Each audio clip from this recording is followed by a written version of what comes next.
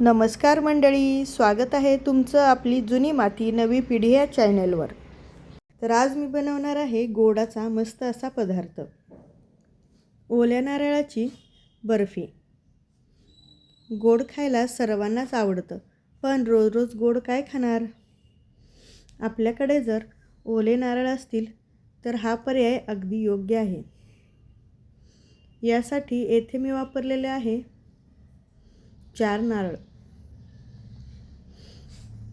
आमच्या शेतामध्ये नारळाची झाडे आहेत, त्यामुळे माझ्याकडे नारळ हे सतत असतात. नारळाला आपल्याला फोडून येथे बारीक करून घ्यायचं आहे.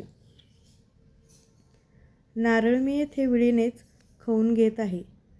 तुम्ही याला मिक्सरमध्ये बारीक करू शकता किंवा खिसणीने खिसू शकता, पण खवलेल्या नारळाची बर्फी छान लागते.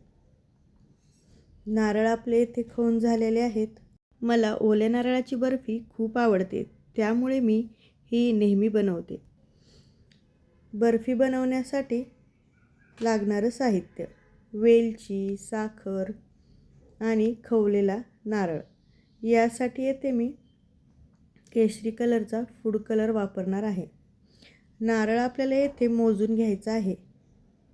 मोठ्या 2 वाट्या नारळ येथे मी वापरलेला आहे. मी जे नारळ खवून घेतले होते येथे ते 2 वाट्या झालेले आहेत. मोठी 2 वाटी.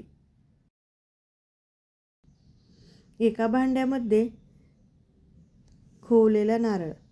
यामध्ये आपल्याला जेवढा आपण नारळ घेतलेला आहे तेवढीच येथे साखर वापरायची आहे. 2 वाटी साखर. तुम्ही कशानेही मोजू शकता. समप्रमाणात फक्त साखर आणि नारळ येथे वापरायचे आहेत.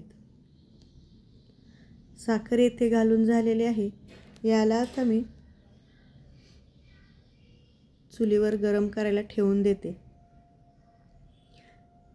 नारळ आणि साखर येथे चांगली मिक्स करून घ्यायची आहे.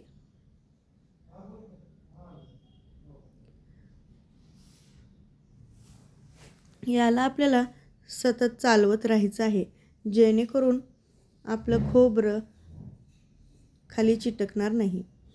साखर नारळ चांगली मिक्स करून येथे मी घेत आहे. साखर थोडीशी विरघळली की यामध्ये आपल्याला अर्धी वाटी दूध घालून घ्यायचं आहे. दूध येथे मी साईसकट वापरलेलं आहे. दूध थोडंसं मिक्स झालं की यामध्ये आपण 2 मोठे चमचे मिल्क पावडर वापरलेले आहे, जे आपल्याला कुठल्याही दुकानात मिळते. याला आता आणखीन आपण चांगलं मिक्स करून घेऊया. यामध्येच 1 मोठा चमचा विलायची पावडर. हे आपल्याला आता सतत हलवत राहायचं आहे. बर्फी होईपर्यंत आपल्याला याला चालवत राहायचं आहे. यामधली साखर ही पूर्णपणे विरघळलेली आहे. हे आता चांगलं एकजीव आपलं झालेलं आहे. सारण आपलं भांड्यापासून सुटत आहे. याचाच अर्थ आता येथे सारण आपलं तयार झालेलं आहे. यामध्ये चिमूटभर केशरी कलरचा फूड कलर मी येथे वापरलेला आहे. याला आपण आता मिक्स करून घेऊया. बर्फीचं सारण येथे आपलं चांगलं तयार झालेलं आहे. हे पहा, भांड्यातनं आपलं हे निघत आहे. आता आपल्याला हे एका ताटामध्ये लावून घ्यायचं आहे. ताटाला मी येथे 1 चमचा तूप लावून सगळीकडे पसरून घेतलेलं आहे. यावर आता बर्फीचं सारण आपल्याला घालून घ्यायचं आहे आणि हे गरम आहे तोपर्यंत ताटामध्ये थापून घ्यायचं आहे. बर्फीला किती छान कलर आलेला आहे बघा.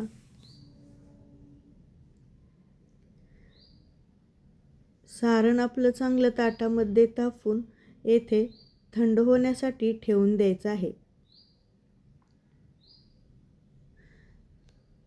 सारण आता येथे आपण 20-25 मिनटं येथे थंड व्हायला ठेवून देऊया.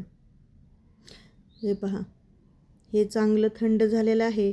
आता आपण याच्या बर्फी बनवायला घेऊया. चाकूने येथे तुम्हाला पाहिजे त्या आकाराच्या तुम्ही काढू शकता.